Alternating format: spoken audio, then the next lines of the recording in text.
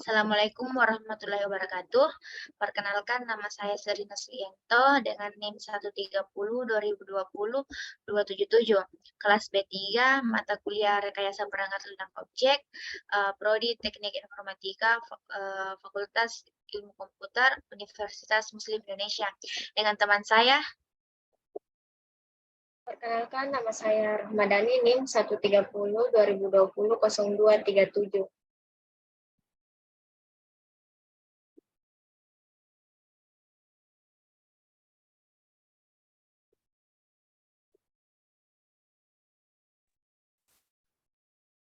Perkenalkan, nama saya Maulai Ariska, NIM 130-2020-0298. Baik, di sini kita akan mempresentasikan proyek 1.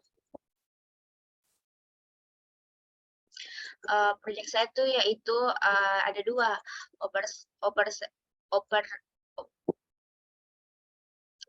observasi 1 judul studi kasus aplikasi berorientasi objek berskala kompleks. 2, buatlah daur atau siklus hidup perangkat lunak berorientasi objek sesuai tahapan SPDLC Software Development Life Cycle. Di sini case study-nya itu pengembangan aplikasi e-learning berbasis mobile. Contoh aplikasinya itu adalah Ruang Guru, di mana Ruang Guru itu merupakan perusahaan teknologi yang terbesar di Indonesia yang berbasis mobile dan website berfokus pada layanan berbasis pendidikan.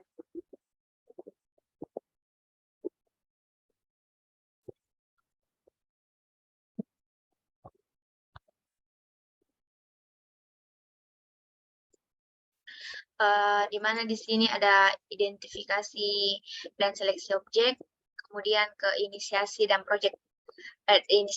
dan perencanaan proyek, analisa, desain, implementasi, dan maintenance.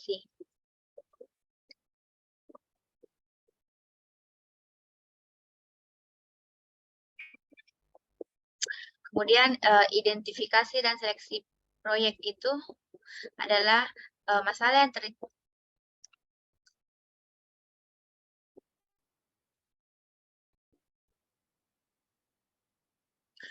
di mana di sini identifikasi dan seleksi proyek itu masalah yang terjadi pada e-learning berbasis website. Itu misalnya website ada 3 itu, misalnya 3 website tidak dirancang untuk memaksimalkan fitur-fitur bawaan smartphone.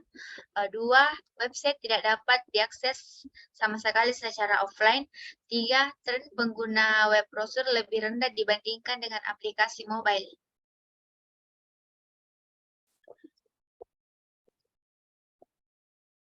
Identifikasi dan seleksi proyek. Peluang penyelesaian masalah berdasarkan penjelasan sebelumnya, di mana perusahaan menggunakan aplikasi e-learning berbasis mobile.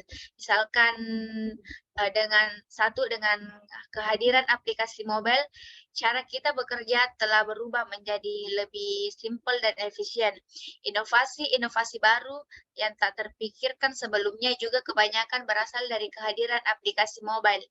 2, berbeda dengan website atau aplikasi mobile bisa digunakan baik secara online maupun offline tanpa masalah. Berarti aplikasi mobile learning lebih memberikan peluang bisnis yang besar.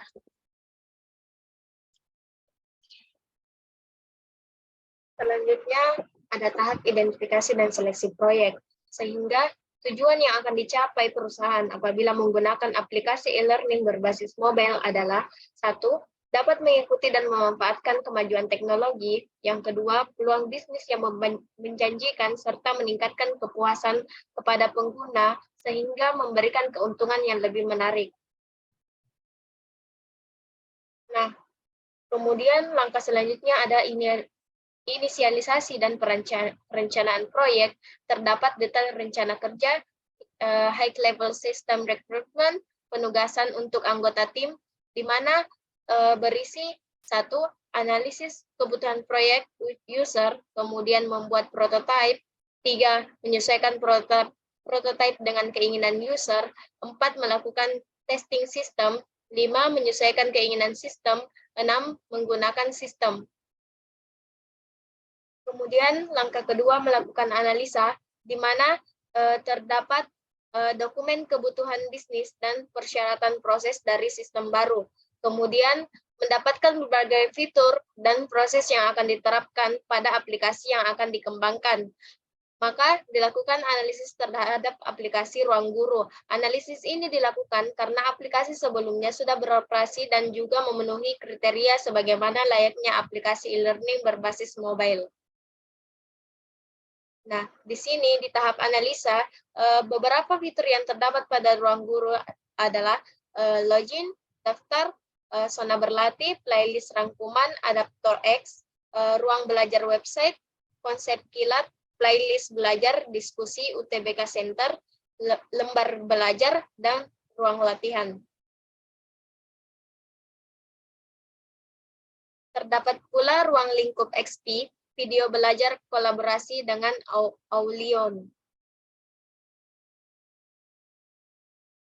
Kemudian di tahap desain, penggunaan sistem ini perusahaan yang berkeinginan untuk menjalankan bisnis secara mobile terdapat front end, interface kepada user, kemudian ada back end sebagai database dari website. Contoh front end-nya, logical design, tampilan luar yang dibangun dalam bentuk aplikasi mobile dapat diakses oleh pengunjung. Nah, contoh tampilannya seperti ini. Kemudian ada back-end physical design, tampilan dalam yang dirancangkan dalam bentuk website dan hanya dapat diakses oleh admin. Nah, admin di sini digunakan untuk mengelola data yang akan terjadi pada aplikasi dan mengelola data yang masuk. Kemudian ada implementasi coding, di sini menggunakan bahasa Swift dan Dart, ada pula Java dan SQLite. Kemudian implementasi testing, terdapat testing berupa yang pertama klik icon pada aplikasi smartphone, maka akan menghasilkan tampilan menu aplikasi, klik tombol login, maka akan menampilkan bagian form login, kemudian klik tombol register, maka akan menampilkan form register. Nah, yang kemudian yang keempat, klik tombol kategori, maka akan menampilkan halaman utama. Yang kelima, klik tombol pilih kelas, maka akan menampilkan beberapa bagian kelas.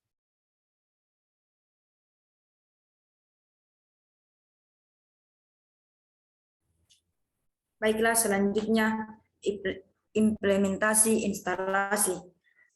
Aplikasi yang dikembangkan ini dia kompatibel di Android dan Apple operasi sistem.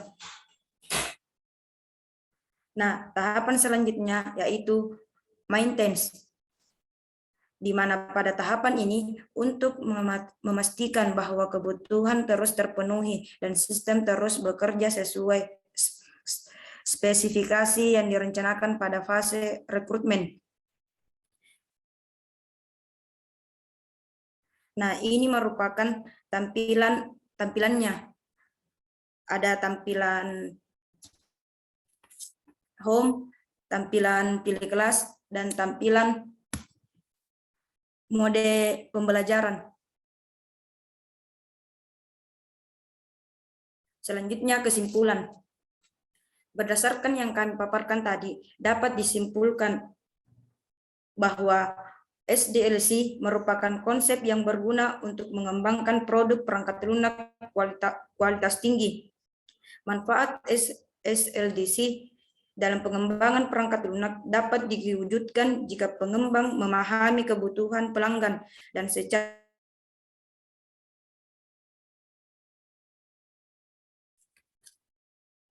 baiklah, saya kembalikan ke moderator.